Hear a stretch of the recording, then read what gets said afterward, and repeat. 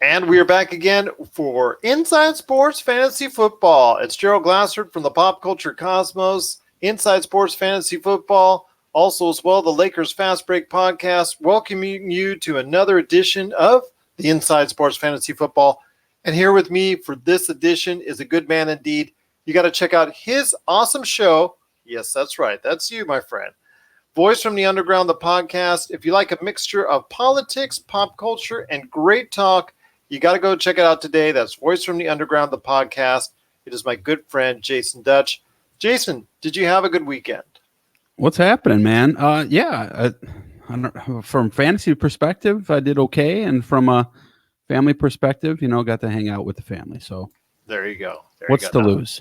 What is to lose indeed? It's always great when you can hang out with the family and have a good time watching some football, and hopefully it scores well for your fantasy football weekend. I'm glad to see a lot of owners out there, a lot of team owners out there really got some good value for their fantasy options this weekend, especially looking to see for really the first time this season some really good stats from a couple of the running backs that are out there, and we'll talk about them in a second. But first, I want to hit to some of the questions I have over the weekend that popped up for me. And that's the first thing is Jared Goff. Obviously, he went off like a firecracker, needed to, because of the fact that his team was down for most of the game. But because of that, a lot of yardage. 90 points, I think, 95 points, something like that in that game. Well, a lot of yards, over 500, but yeah, not in the game between them and Tampa Bay. And what a shocker for Tampa Bay that was, definitely. But let me ask you this, my friend. 500 yards passing showed to me signs that he is getting a little bit back on track until I see the fact that I saw some of the throws that he made and 3 interceptions going off of 2 touchdowns. That's not a good mix. So I still think that there's something wrong with the offense per se. Is it him, or do you think it's just the way Sean McVay is just really, or the offense itself for the Rams is really not clicking still at this point in time? I doubt it's McVay. I mean, he's doing the same thing he did last year. It might be just that he's not adapting to the league, adapting to him. But look at who you played. That should have been, if you're playing the confidence pool, that's a double digit. There's no question about it. That's got to be a double digit game that you're putting double digits on the Rams. Excuse me. So why, Jameis Winston obviously played very, very well. Amazingly, OJ Howard still couldn't catch a football. That's an ongoing issue for you, my friend. It's like it's just shocking to me because the guy's good, but like just keeps disappearing. But as far as Jared Goff goes, I mean, it's got to be a combination to me of the defensive schemes are catching up with the Rams and they're not adapting, which I guess would be on McVay in a de facto sense. But he's just not really on par with any of his receivers except for Cooper Kupp. He's got a big 3 there. And I mean, Gurley is obviously going to take up some of that cake. But at the same time, Woods and Cooks have not lit the world on fire. Cooks has certainly been better since the last couple of weeks. But Woods had a decent game this past weekend. Yeah, he's been okay. He had 2 straight decent games. He didn't light it up this weekend. I think in the one league I have him, he had 10 or 11 points. My rule of thumb is if they score you 10, you shouldn't kick yourself in the butt for starting them. So it's double digits is what you're gunning for there. 9 you can live with, but Cooks has been all right. I mean, you're never going to expect a high volume catch game out of him. That's Woods's game, and Kupp's game. But I mean, Cooper Kupp's been crazy. I mean, he's been him and Christian McCaffrey, the great white hopes, I guess, as far as offensive players go. Have both been just disturbingly good this year. It's like they can do no wrong, but outside of that, it's got to be the defensive. I mean, the Buccaneers are not a good team. They don't really have a good defense. They're not a terrible defensive team, but they're average at absolute best. And yes, the Rams scored 40-something points on them. But when you put up 40 points, usually that's going to be good enough to win. So, you can't really hang this one on Goff and company. You got to hang this one on the Rams defense, who obviously didn't play particularly well. But then again, Goff put him in some bad situations as well with the 3 interceptions. And I think they also had a fumble. And wouldn't you know, that's the week that I pick up the Rams defense. Well, that's negative points in some leagues. So, this is why I hate negative points, by the way. And you know what else I hate? Team defense. I hate it. I'm totally an IDP guy, but it's hard to find people that like IDP. So there is a lot of good stories out there. I think the story this week that is the most interesting is what's going to happen in the backfield in San Diego. You've got Gordon coming back somewhat surprisingly. Austin Eckler is the second highest scoring fantasy player, non-quarterback, in football in Yahoo leagues right now, standard scoring Yahoo leagues PPR. He has 109 points. Christian McCaffrey has 111. He's number 1. It's pretty darn good. Keenan Allen, by the way, also on the Chargers, just to give you an idea of the delta, he and Delvin Cook are tied for 3rd at 97. And after that, it jumps down to Cooper Kupp at 89. And then Nick Chubb and Chris Goodwin and Kamara and a few other guys, Julio Jones. But that's a big difference there. I mean, you're looking at a 12-point difference between Austin Eckler and Keenan Allen, who is a WR1 if there ever was one. And Eckler might be losing his starting job. I don't know about that. I've said before, I'm not a Melvin Gordon guy. But you have an interesting scenario there. If you have one of those two guys, you might want to try to pick up the other one at a reasonable price, because I can't imagine that that one of those guys is going to not get hurt this year. But I don't know. I guess you kind of have to start both of them and just see what happens. I have no clue what's going to happen with San Diego, or with LA, the LA Clipper Chargers. I have no clue. That. Yeah, the Clipper Chargers. I have no idea. The Los Angeles Chargers of Carson, as my friend Chris Ardieri would say on the Thursday show. So, but I will say this, my friend. I mean, yes, it's going to be a quandary with both of them, especially Gordon now back. Although teams got to be wary of Gordon. Fantasy teams. The reason why I say that is because we've said this before. He's been in a hole-out situation. He can't be 100% healthy. No, he's more apt to injury. I mean, you've seen it so many times where a player holds out, player comes back 2-3 weeks into the season, no training camp, and immediately hamstring, ankle, or something like that, really nagging them for the rest of the season. So I'd be wary for Melvin Gordon owners. So hopefully you'll have a sufficient backup if you try to go ahead, but at least start him at least now or in the foreseeable future. But depending on who else you have, yeah. In other words, if you have Melvin Gordon, don't make a trade to deplete your depth. Let's say you need wide receivers or a better quarterback. Don't trade if you have depth at running back. Don't trade underneath him, because, like I said, there could be an issue with health in the next 2, 3, 4 weeks. If not, and he does get back into game shape and he's able to go ahead and produce, you can ride him all season, especially, the fact that he and Austin Eckler, I think both are going to be great options for that Los Angeles Charger offense. And not to mention that Keenan Allen was still doing great as well. Yeah.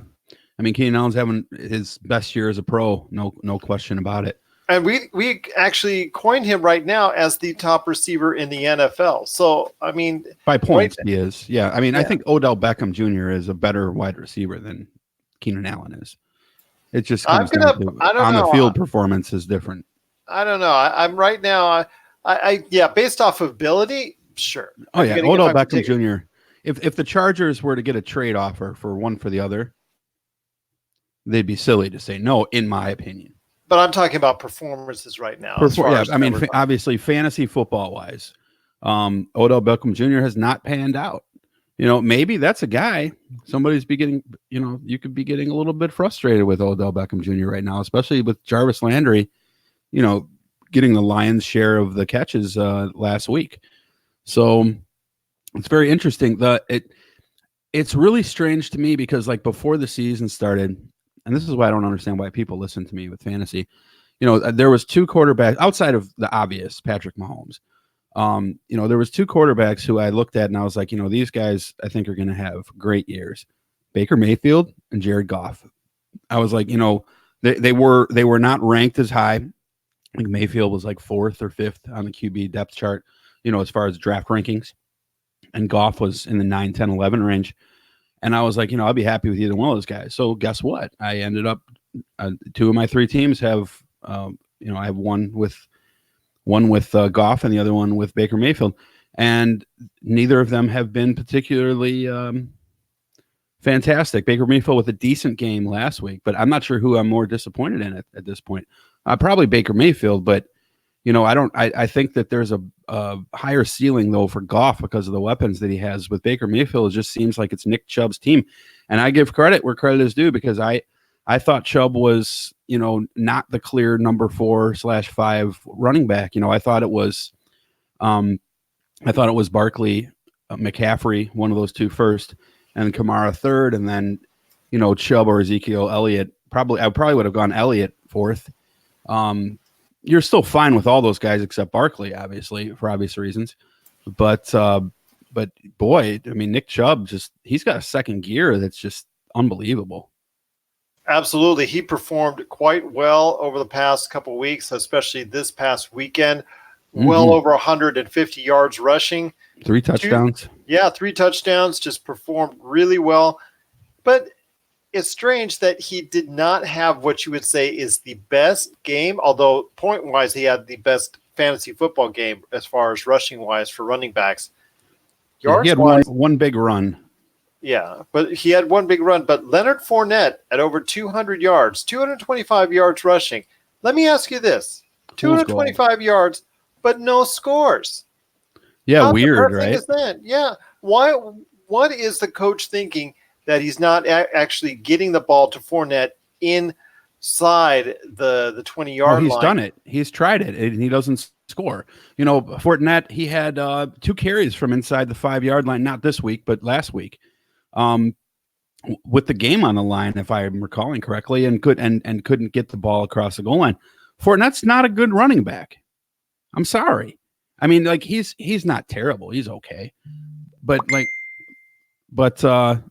he's not like what I would call a good running back. I mean, Fournette has shown over and over and over again that he is susceptible to the 3, 4, 5 point week. It's like he's okay as a flex player. But I am never going to buy in on Leonard Fournette. I've never cared for him. He's on the list of people that I just don't find sexy. And that's a shame because you see it there. 225 yards rushing. Good game. He had a great game, but couldn't find the end zone, which is frustrating for fantasy owners like me who have him on the roster. Could have made the difference between a win and a loss right there for many teams out there because of the fact you're still going to take the 220. I'll take the 225, but to not find the end zone when you have that type of day is frustrating for owners. I mean, yeah, sheer points, it's over 10 points in all fantasy leagues, but to see that potential wasted on a big 30 could have been almost a 40-point day, even if he gets 2 touchdowns, 3 touchdowns. Those are the type of things that you're expecting when you get 225 yards, and it just didn't happen. So kind of sad that didn't happen, but oh well. You know what? 225 yards, I'll take it. And now I would take that out of Sonny Michel any day. Yeah, that's true. but now he becomes a big trade target for a lot of teams. If that's the case, someone like you who might have him and is probably around that same level of confidence that, like you said, he is not able to score inside the 5, not able to score those close touchdowns, only can pop off the big runs every now and then. If that's the case, he could become someone that could be trade fodder for you as far as being someone that you can really utilize in trade to build. Yeah, trade him now. Why not? Okay. Because definitely at this point in time, heading into week 5, we're starting to see some cracks. We're starting to see which fantasy teams are rising to the top and which ones are also not up to snuff. And plus, that goes for players as well. So I ask you, my friend, now that we're heading into week 5, we've told people as of yet not to panic, not to hit the red fire button yet. But now that we're heading into week 5, if you see your record now, is it time to hit the panic button? Well, I have an 0-4 team. So, yeah, I mean, I actually traded D-Hop yesterday for a guy who I actually really like. And this is a guy who might be a free agent in your league, especially if you have issues with O.J. Howard, like I do. Disley. And Disley has just been really, really good. So I traded D-Hop for Stephon Diggs, Disley, and Gallman. Now, I know Gallman's a Band-Aid for 5 weeks or so. But Stephon Diggs is also a guy I think that is a really good receiver. I mean, he and Thielen are going to – it's kind of like it reminds me of back in the day when you had the Rams with what was the I'm losing Torrey Holt and Isaac Bruce, right? It sort of reminds me of those two guys because it was like you knew one of those guys was going to have a 25-point day and the other guy was going to have like a 11-point day. So it's sort of the same thing with Diggs and Thielen, though Thielen has clearly been better to start out the year. Diggs had a really good game last week. 2 days ago. So I think Diggs is a guy that I'm pretty high on. I think that offense has started clicking, and he did real well against a good Bears defense. Now, it wasn't garbage time, but guess what? Garbage time counts in fantasy. You know this if you have Willie Snead. 50-yard touchdown with 2 seconds, 25 seconds left in the game or something like that. Yeah. So, but Disley is a guy who I would target if you're looking for tight end help. I think that's something that you could look at and then also Hooper from Atlanta, from Hotlanta. He's another tight end that is definitely worth taking a look at that I think has shown that he's a very, very important target to Matt Ryan. And the Falcons have proven again that they're not a particularly good football team.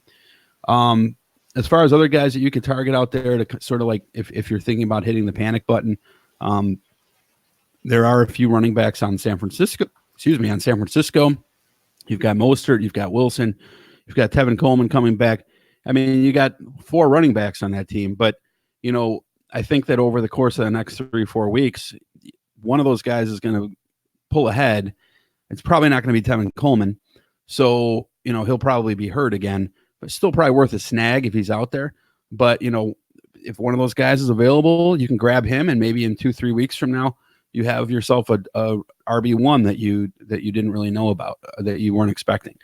Because that's going to happen with running back. It's not time to panic with running back. With receiver, there's probably not going to be a ton out there. Maybe you have Preston Williams or somebody available, or A.J. Brown is obviously going to be a big pickup this week. I told you about him on this show weeks ago, so you should already had A.J. Brown on your team. But A.J. Brown with 2 touchdowns this week. Corey Davis had a really good week. So, there's a lot of guys out there that have sort of turned the corner a little bit. And then guys like, D-Hop had a terrible week. So, this has been a very strange football season. In fact, here's how strange it is. This is a microcosm of my 0-4 team. Brady, I started 6 points. Deshaun Watson, I didn't start 36 points. So it's been a strange year. But there's always guys, there's almost always going to be guys out there that you can target. But I do think if tight end happens to be a position that you're looking at, Disley and Hooper are definitely 2 guys that you can look at. And the San Francisco backfield is, somebody's going to break ahead there. They're not going to go with 4 running back by committee for the rest of the year. They're just not.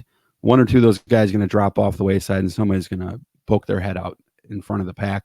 I don't know who that's going to be. My guess is it would be Wilson or Mostert, but what do I know? So, it's definitely not panic time yet.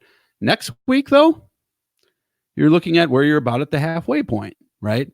So if you're not at least 2-4 at the end of next week, you've got yourself some problems. You do. You're going to have to go ahead and do whatever it is necessary. Pull out all the stops. Comb over Trade. that waiver wire. Make every offer for trade. Try and get yourself to upgrade your team as fast as possible if you're 2-4, because time will definitely be running out on you. Yeah, time's going to be running out, but there's shake it up. You know what I mean? Like, what's it going to hurt? I mean, if you're in keeper league, it's a different story. But sometimes you just take a year off, right? Like the Dolphins are doing this year. But in a regular redraft league, if you're not at least 2-6 by the end of this upcoming week, you're probably not going to go to the playoffs. You mean 2-4? If you're not, yes, at least if you're by the end of week 6, if you're not 2-4 is what I meant to say. So if you're not at least 2-4, you really don't have much chance to go to the playoffs, unless maybe you're in a league like a 10-team league that has 8 teams go to the playoffs or 6 teams go to the playoffs or something like that. You might have an outside shot still at that 6th spot, but most leagues, especially ESPN leagues, they usually are top 4. You're in a world of hurt. So all you can really do is say, okay, what are the weak spots on my team? The way that I like to do this is this. I try to trade. Something you might want to do is trade down a stud for a way to cover multiple positions. Here's what I mean by that. Let's say that you have Patrick Mahomes and nothing else, right? You have a bad team, but you have Patrick Mahomes at quarterback. If you were able to trade, say, Patrick Mahomes for, let's say, Baker Mayfield or Goff or one of the guys that we talked about, and maybe like a guy like Stephon Diggs or something like that, and maybe you get yourself, a running back or something like that, and there's somebody who might have some potential to be a decent running back. Someone's not going to give you Saquon Barkley, or if he was healthy, or Christian McCaffrey or something like that. You're not going to get a top 9 guy, but you might be able to get someone, maybe like Sonny Michel or something like that. If you could put together a trade where you're trading Mahomes, but you're getting 3 really good players in return, you're basically turning Mahomes into a little bit more depth on your team, and the way that I look at it is I always look at fantasy as a tiering perspective, right? So it helps me to swallow pills like that, because when you look at things as a tier, for example, I have like 7 wide receivers that I'll put as tier 1, another 7 or 8 that are tier 2, another 10 or 12 that are tier 3, right? So like I still view Odell Beckham Jr. as a tier 1 wide receiver. So if I can trade, say, let's say that you have D-Hop or something like that, and you think you can trade him to get Odell Beckham Jr. and maybe a running back, or Odell Beckham Jr. and someone who can give you a slight upgrade at quarterback, and try to add guys who are around the same tier for the guys who, there's still tier 1 guys. It might be not guy A1 like Patrick Mahomes is, but maybe you can get like the 4th best quarterback now. Still have a pretty good quarterback, but add a powerful piece to your team, if that makes sense. That's really the only hope that you have to do. Once again, I'm sitting here with my good friend Jasen Dutch of Voice from the Underground. You got to check out all of his great stuff that he's doing today on Voice from the Underground, the podcast. Well, my friend, got to ask you one last question before we head on out that's fantasy football related for people out there, and that is, I sent you a link. It's right there on your DM in regards to the stats from ESPN as far as they have for the NFL. I want you to take a look at it real quick. I want you to take a look and peruse it. What is the one stat that sticks out to you the most?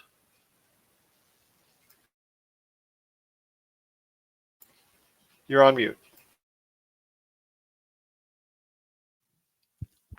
I'm not on mute now, but I make mistakes all the time. Oh, no worries. Okay, so let's take a look at this. Offensive leaders, you've got, Jameis Winston, number 5 quarterback. That is interesting. I didn't realize that he was quite that high. That obviously jumps off the page at me. At running back, Leonard Fournette, well, as far as yardage goes, he's number 3, but I mean, over half of that was in one game. So you kind of have to take that with a grain of salt. And then Marlon Mack, number 5 there. He's got some injury issues. Naheem Hines seems to be the guy there.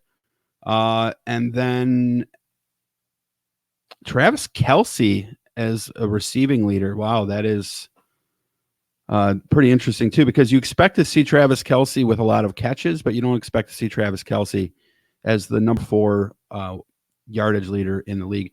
And also Chris Goodwin. I mean, the Chris Goodwin one is very interesting too. Chris Goodwin has had a really good year. Now, again, another guy who had a big game yesterday or day before yesterday, but you've got Mike Evans on the other side, so he's going to get a lot of good matchups. So Chris Goodwin is definitely a guy that if you picked him, you're very, very, very happy right now.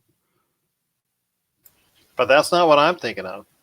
Not in receiving, not in rushing, and not in passing. Even though there are some surprises as far as rating is concerned, but that's something I think we'll weed out for another week, because I think I'll probably test you on that here next week as far as ratings of the quarterbacks and if you should follow them or how it goes along as far as that's concerned, just to get kind of a gauge for the rest of the season on quarterbacks. We'll touch on that next week. But I'm curious to know where you're going. Is it Watkins, Engram? No. The one stat that jumps out more than any other, and it looks like right now it's on a record pace, is on the defensive side with Shaquille Barrett from Tampa Bay with 9 Mr. sacks. One Arm. Yes. 9 that's sacks in 4 games. Yeah, that's the one-armed guy, if I recall correctly. Is it not? Or am I thinking of someone else? I have to look into that, but I'm telling you, my friend, I saw a little bit of his action right there over the course of the weekend. But yeah, 9 sacks. If you calculate that over a 16-game season, that would be insane. That's video game number. That's video game numbers, my friend. That's Tecmo Bowl. Yeah, that is very good. I'm not playing in any IDP leagues this year because no one wants to freaking play it. So I haven't been paying a ton of attention to it. And when you sent me the list, I looked over the offensive side because I didn't think we were going to be talking about defense. But first of all, Myles Garrett with 6 sacks.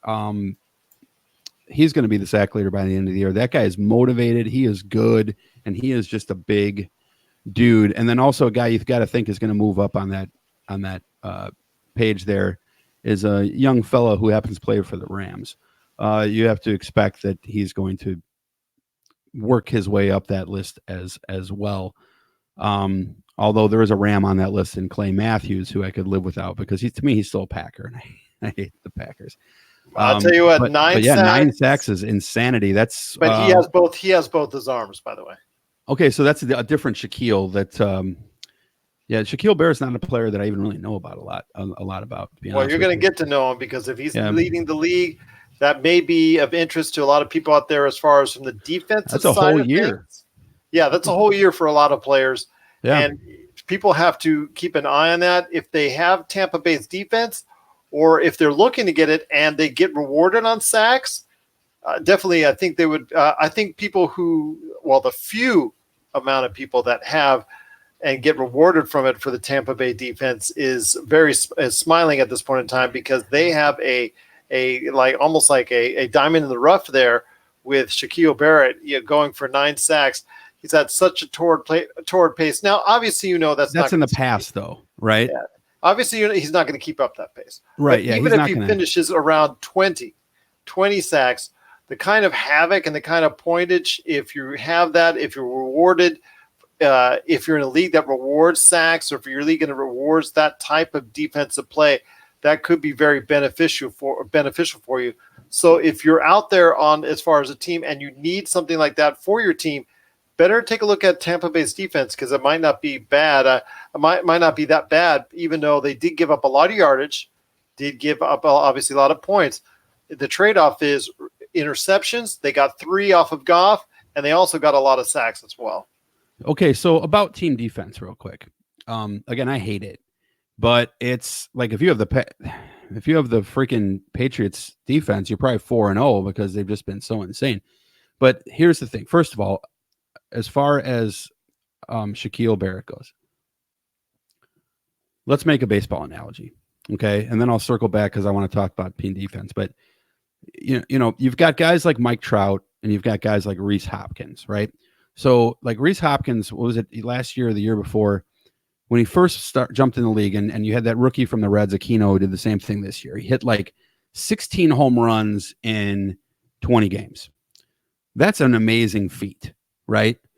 But you know, and I know, and everyone else knows that at the end of the year, Mike Trout is going to have more home runs because Mike Trout is better. Okay. Well, not if he's on the disabled list. Not like if he's he is on the now. disabled list, but he still had 40 something home runs this year, right? 45, but he just got passed, I think. It just got tied or passed in the American League. He did, but he was out for the last, you can't, an injury is an injury, right? But you understand what I'm saying. These things are going to level out. If you see in April a MLB player, and by the way, fantasy baseball is my real area, right? That's like, I'm a fantasy baseball player before I'm a fantasy football player. But like you'll see guys all the time who started out the year at 445, batting average. That's not going to continue. So, the problem I have with that, with picking up the Tampa Bay defense, is they're probably not a very good team one way or the other. And they're going to give up a lot of points. And all those sacks are in the past. You don't get points for stuff that guys picked up and did yesterday. You get points for tomorrow. So as far as defenses go, what I will say is this, though I do think your point is good. But the thing is, like, I always do look at sacks, because sacks are the one defensive stat that is typically, maybe outside of this guy, but typically consistent. And also sacks lead to turnovers, because if you're getting a lot of sacks, you're probably getting a lot of you're pressuring the quarterback a lot. And if you're pressuring the quarterback a lot, they're rushing passes. You're going to cause turnovers. You're going to have interceptions. So interceptions, it's hard to base a defense on interceptions, because interceptions are not more or less static week to week, right? You might have 4 picks one week because you played Andy Dalton. The next week you played Tom Brady. You're not going to get very many picks. But as long as you're consistently getting someone who has pass rushers and has a threat of a sack, that's why the Browns are a good defense, because you have Myles Garrett there. That's why the Rams are a good defense, to have, because you'd have 2-3 players who are going to typically be able to get sacks. Maybe this adds Tampa Bay to that, but sacks are certainly, they are the catalyst for every defensive stat other than points scored. So, and also you don't get a lot of sacks if you're giving up a lot of points usually. So, usually the less points a team's giving up, the more sacks that they will have. So if you're looking for a defense, the number one thing you want to look at is who they're playing this week. Especially if you have unlimited transactions, you can just stream defenses. Pick up whoever plays Miami every week. You'll probably be okay. But next to that, it is sacks. If you sort them by sacks, and as long as they're not playing like Dallas or somebody this week, or the Chiefs, you're probably going to be in pretty good shape with a team that has a lot of sacks, because the sacks will lead to sacks come from pressure. They're a result of pressure on the quarterback.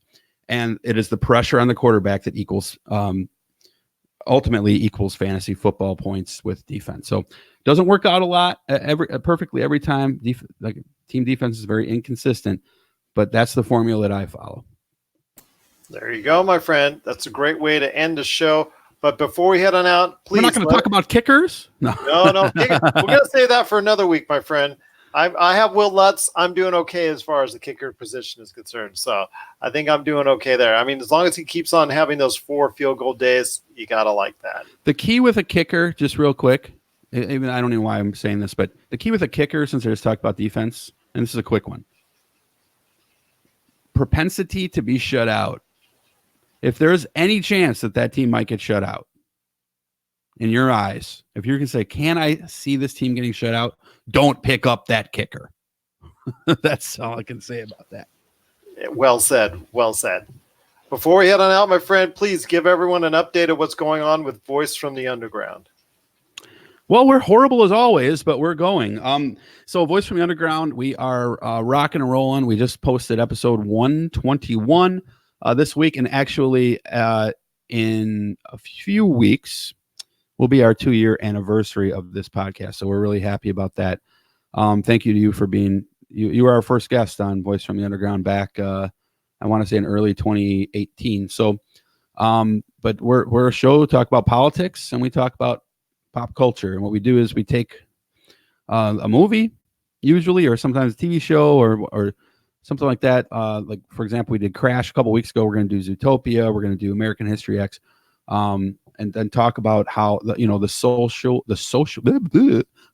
and cultural stigmas and biases and stuff like that in those shows and those TV and those movies, and relate them to the silliness that is going on in the U.S. government right now. So that's the show. And we talk about politics, talk about pop culture, and we have cigar reviews. So if you like cigars, check us out. We do cigar reviews too. And how can people get a hold of you if they have any questions either on the show that you do or the show that you do here with Inside Sports Fantasy Football? Well, you can get, and actually I have a web blog show also if you guys are interested in political topics, called All Things Equal. You can just search for that. It's on YouTube. There's 3 episodes so far, and I'll do like maybe 1 or 2 a month. But you can find all of that. You can find us on Facebook, Voice from the Underground. Find us on Twitter, at Dutch Jasen is where all the show links will be at. You can find us on Stitcher, Podbean, iTunes. If you can, the only podcast app I think we're not on is Pandora. So every other podcast app, that any other place you can find podcasts, you can find Voice from the Underground. Just Google Voice from the Underground. Instagram. Took me forever to get on Pandora. Took me forever. I don't blame. Yeah, we applied for that like a month and a half ago, and I haven't even heard anything back yet. So once again, that is Voice from the Underground. You want to check it out today or via Few Podcast on any social media outlet. Well, for me, if you want to check out all the stuff that I'm doing, of course we've got the Lakers Fast Break podcast that is available. Also, like this show, available on Spotify and Anchor. So if you got one of those great apps, you can go ahead and Isn't there a guy from Voice from the Underground on that show? Absolutely. My good friend TJ Johnson, who is under the weather. Hopefully he's feeling better. Hopefully we'll be able to record a show this week, but I know I'm going to be able to have some great interviews. So I know I've got something coming up before the weekend is up for Lakers Fast Break. So a lot of good stuff to talk about there, especially because the team has already started with training camp, got rid of media day. That's in the past. A lot of stuff they talked about there. So hopefully I will have some great interviews coming up for that show. Plus, of course, every Monday and every Friday, it's the Pop Culture Cosmos and the PCC Multiverse. And if you have any questions for me or for anyone on the crew, just go ahead and you can email us, isfantasyfootball@yahoo.com, or you can go ahead and send us a note on the Twitter. That's right. The Twitter, that's right. It's going to be for Inside Sports Fantasy Football. It's at Inside Sports FF on Twitter. And by the way, for TJ, happy birthday. The King of the North! That's for you. Yes, happy birthday to my friend as well, indeed. I'm so glad to hear he had a great weekend, but it ended up with him getting the birthday flu. Wah, wah, wah. Wah, wah, wah. Poor guy. I hope he feels better. But it is going to be a great time for this upcoming weekend in the NFL. My good friend Chris Ardieri, hopefully we'll be back to talk about more great things as we prep for Week 5 in the NFL. Yes. Hopefully we'll get caught up in a late game dramatics because we couldn't tape last week because of the fact he got so excited over the Green Bay game last week, even though he's not even a Green Bay fan. He's just a big-time football fan, so we couldn't record a matchup at a time. It might happen. It might happen. There's a lot of difficult matchups to pick this week. There you go. There's a lot of we didn't even get to the fact of the running troubles with the Rams, but that's another story for another week. I mean, Gurley scored me points, 2 touchdowns, but only 15 yards of rushing. That's not going to get it done. Yeah, him and Fortinet, they switched. I don't know what's going on there. Yeah. We're going to have to talk about that on another episode if that continues to materialize, because that's something to definitely talk about indeed for fantasy football owners out there. Yes, well, my sir. friend, well, yes, sir. There you go. Yes, sir, indeed. Well, my friend, it's been great having you on the show once again. Looking forward to next week talking to you about what happened in Week 5 of the NFL and some other great things, always right here on Inside Sports Fantasy Football.